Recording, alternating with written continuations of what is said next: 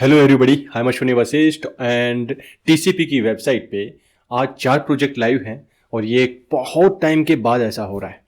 Affordable housing policy में बहुत सारे प्रोजेक्ट आ रहे हैं, आगे भी आने वाले हैं और उस हर एक प्रोजेक्ट का रिव्यू होगा इस चैनल पर। सो जिसने अभी तक सब्सक्राइब नहीं किया है इस चैनल को सब्सक्राइब कर सकते हैं यदि फर्स्ट टाइम देख रहे हैं। और आज जिन प्रोजेक्ट्स के बारे में हमें बात करनी है, आर ऑफ अतुल्याज है सेक्टर 93 गुड़गांव के अंदर। बहुत टाइम के बाद कोई प्रोजेक्ट लॉन्च नहीं हुआ था, ये इसका रीड रो है और इसमें यूनिट्स ओनली 3 हैं, जो कि सबसे बेस्ट बिल्डर है अभी इन 4 बिल्डर्स की बात की जाए। और हाँ, काफ़ी पुराना बिल्डर भी है। और यदि गुड़गांव की बात की जाए, लोकेशन की बात की जाए, सब में अच्छा है भाई। आपको लक आजमाना है तो यहाँ पर अप्लाई कर सकते हैं। और भी यदि कुछ डाउट्स हैं इस प्रोजेक्ट के बारे में तो आप मुझे कमेंट में जरूर लिखें, मैं इसके बारे में एक डेडिकेटेड वीडियो भी शेयर कर सकता हूँ। सो नेक्स्ट आता है आपका नक्षत्र बाई नोबारा। जी हाँ, इसके बारे में हम डिटेल्स में बात करने वाले हैं क्योंकि ये प्रोजेक्ट 6 फेब को लॉन्च होने वाला है। लास्ट डेट है इसकी 28 फेब, बट 26 तक ही आप पेमेंट कर पाएंगे, इसके बाद नहीं, ये याद रखना है। और इस प्रोजेक्ट के टोटल प्रोज एंड कॉन्स मैं आज आपके साथ शेयर करने वाला हूं।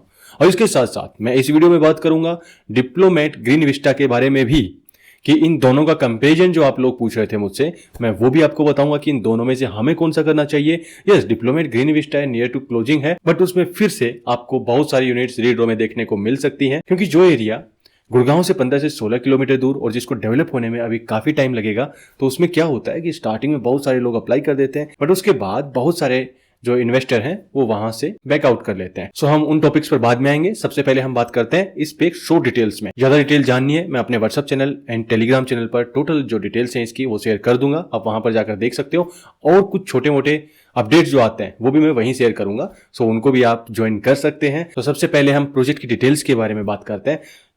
8.84 एकड़ में ये प्रोजेक्ट 1297 1297 यूनिट्स इसमें हैं। एमिनिटीज इसमें ठीक ठाक दी हुई हैं, जो बेसिक एमिनिटीज हैं उनसे कुछ एक्स्ट्रा, जैसे कि आप बैडमिंटन कोर्ट इसमें दिया गया है, क्रिकेट पिच इसमें दी गई है, कार पार्किंग दी गई है, और भी कुछ छोटे छोटे बेसिक जो एमिनिटीज हैं वो कुछ एक्स्ट्रा इसमें दी गई हैं और देनी भी चाहिए थी, क्योंकि जो इस टाइप के प्रोजेक्ट हैं जो गुड़गांव से बाहर के होते हैं उनमें कुछ एक्स्ट्रा एमिनिटीज दी ही जाती हैं ताकि ज्यादातर इन्वेस्टर हैं या एंड यूजर हैं वहां पर अट्रैक्ट हो सकें। और ज्यादातर वहां पे इन्वेस्टर ही आते हैं जो बाहर की यूनिट्स होती हैं, बाहर के जो लोकेशंस होती हैं। अब मैं बात करता हूं यहाँ के नेगेटिव पॉइंट्स की। तो नेगेटिव पॉइंट्स में सबसे बड़ा है हाई टेंशन वायर। और हाई टेंशन वायर भी एक साइड से नहीं है, 2 साइड से है। एक बीच में से आ रही है टावर्स के बीच में से और एक क्रॉस करेगी आधे प्रोजेक्ट को।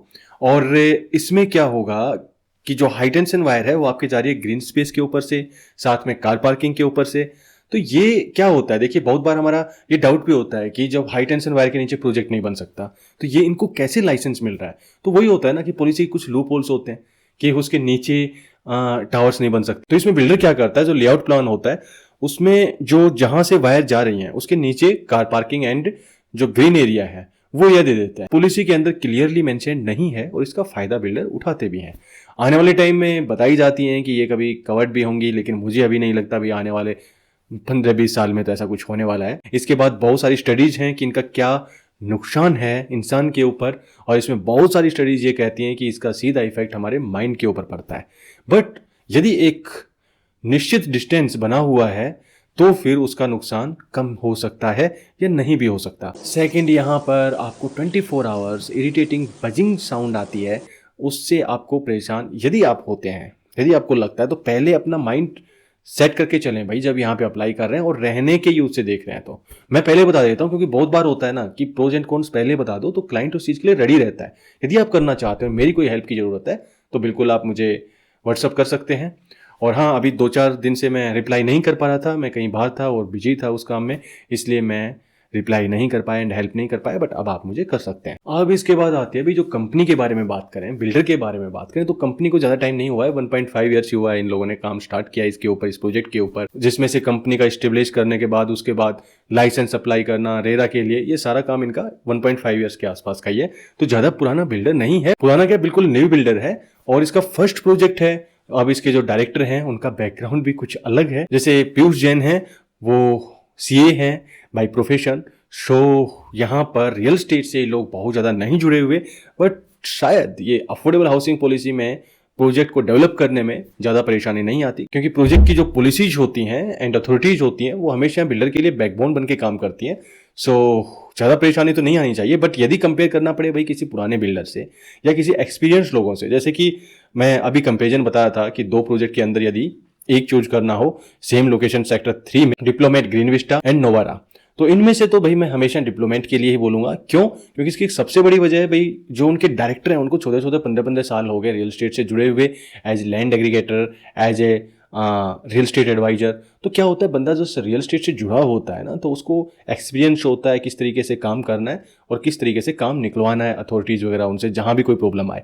तो ये बातें यहाँ पे थोड़ा सा नेगेटिव लग रहा है मुझे इस बिल्डर के लिए। एप्रिसिएशन की बात करते हैं तो भाई दोनों ही प्रोजेक्ट सेम हैं, ज़्यादा फर्क नहीं होगा।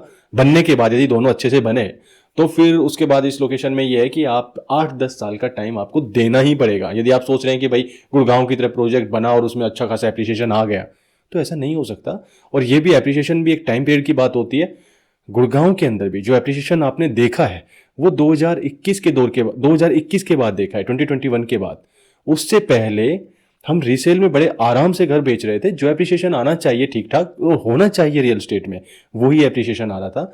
अब ये जो एकदम से बूम देखा है वो 2 वजह है। एक तो प्रोजेक्ट नए आए नहीं, अब क्या आ सकते हैं उसके बारे में मैंने एक वीडियो शेयर किया है, और नेक्स्ट वीडियो जिसमें सब कुछ क्लियर हो जाएगा कि गुड़गांव में और प्रोजेक्ट आएंगे या नहीं आएंगे, वो मैं 2 या 3 फरवरी को आपको शेयर करूंगा।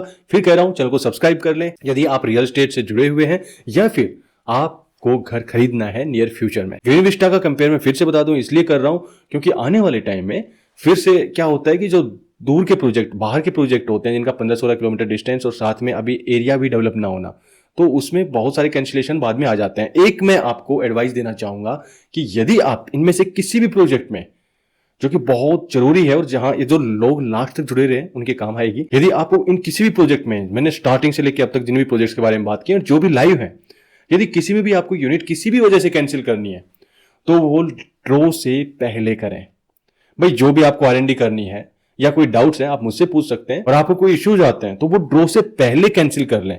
अदरवाइज क्या होगा, आपको 25,000 प्लस GST ये आपका डिडक्ट होकर आपको मिलेगा। और एक बात और बता दूं, ज्यादातर जो बिल्डर होते हैं वहां भी गेम कर देते हैं। वो 25,000 प्लस GST तक भी नहीं पहुंचेंगे, आप उससे भी ज्यादा अमाउंट तक पहुंच जाएंगे, क्योंकि जब तक आपको पता लगेगा। यदि इसके बारे में डिटेल्स में बात करनी है तो नेक्स्ट वीडियो में मैं अफोर्डेबल हाउसिंग पॉलिसी में जिन्होंने अप्लाई किया उनको क्या सावधानी रखनी है, मैं इस टॉपिक पर एक वीडियो और शेयर कर सकता हूं। कमेंट बॉक्स में लिखें यदि इस टाइप का आपको वीडियो चाहिए। सो मिलेंगे नेक्स्ट टाइम फिर से किसी ऐसी इंफॉर्मेशन, ऐसे रिव्यू पर। तब तक के लिए थैंक यू वेरी मच।